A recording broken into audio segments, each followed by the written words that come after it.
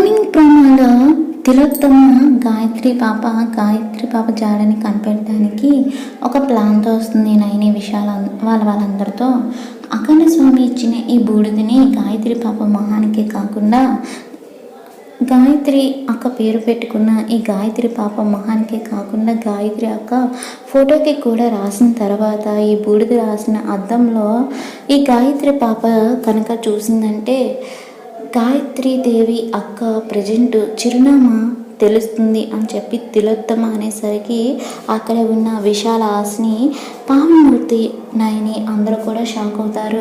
ఇక తర్వాత తిలోత్తమ గాయత్రీదేవి ఫోటోకి గాయత్రి పాప మొహానికి ఆ బూడిదని అప్లై చేస్తుంది. ఆ తర్వాత బూడిద రాసిన అద్దంలో కనుక ఈ గాయత్రి పాప కనుక చూసిందంటే గాయత్రీదేవి అక్క రూపం కనిపిస్తుందని చెప్పి తిలోత్తమ అంటుంది. వల్లభ ఏమో గాయత్రి పాపని ఎత్తుకొని ఆ బూడిద రాసిన అద్దంలో ఉంచి గాయత్రి పాపని చూడమని చెప్తాడు. ఇక గాయత్రి పాప ఆ బూడిద రాసిన అద్దంలోకి చూస్తూ ఉంటే అందరూ చాలా ఎగ్జైటింగ్గా చూస్తూ ఉంటారు. గాయత్రి పాప మొహం ఆ బూడిద రాసిన అద్దంలో కనిపిస్తుంది. అది చూడగానే నయని విశాల వాళ్ళందరూ కూడా షాక్ అవుతారు.